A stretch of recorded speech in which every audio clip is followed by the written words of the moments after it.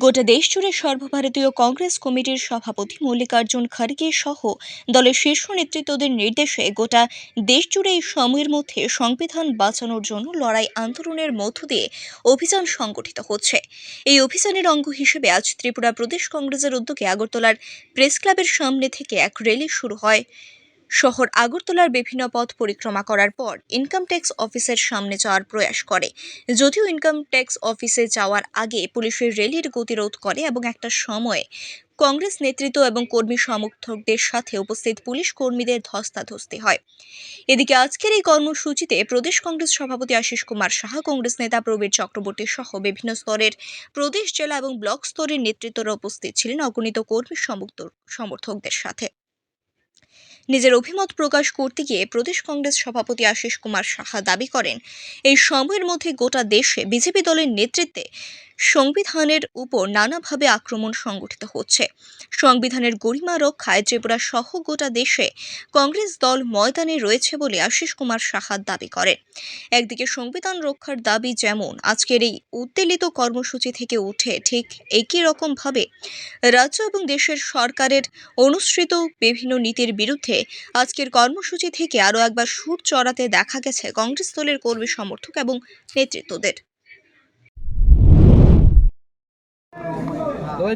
সমস্ত রাজ্যে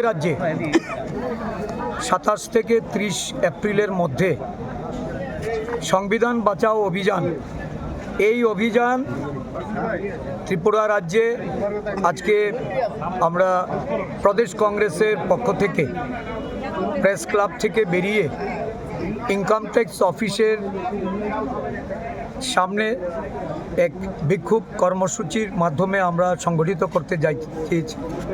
রাজ্যের বিভিন্ন জেলা থেকে, ব্লক থেকে আমাদের প্রতিনিধিরা এসেছে। মূলত দেশের সংবিধান আজকে বিপন্ন।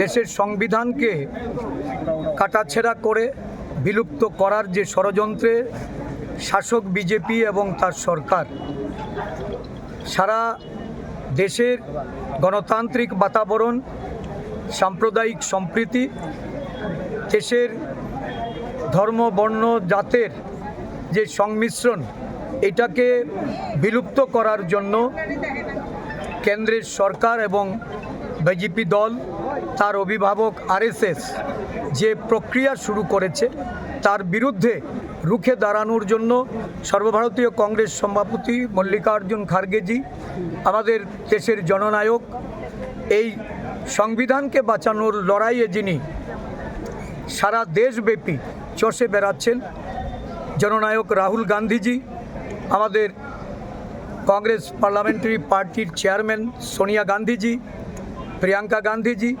কংগ্রেসের জাতীয় নেতৃত্বরা সকলে মিলে যে প্রয়াস নিয়েছে, তার অঙ্গ হিসাবে ত্রিপুরাতেও আমরা সংগঠিত করব।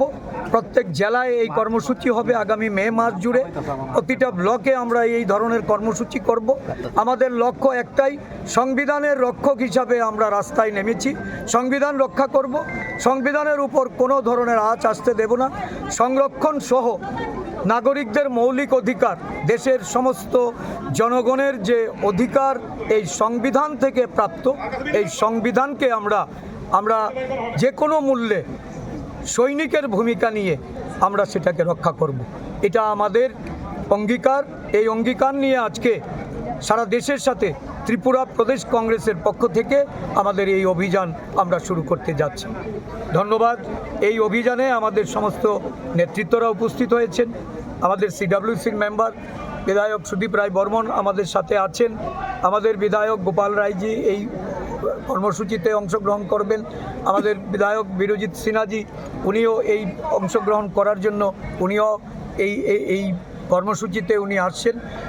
সমস্ত নেতৃবৃন্দের সহযোগিতায় আমরা সংবিধান বাঁচাও যে কর্মসূচি সারা রাজ্যে এটাকে ছড়িয়ে দেব। জনগণকে এগিয়ে আসার জন্য, তাদের গণতান্ত্রিক অধিকার, সাংবিধানিক অধিকার, মৌলিক অধিকারকে রক্ষার জন্য আমরা প্রদেশ কংগ্রেস দলের পক্ষ থেকে তাদেরকে আহ্বান রাখছি।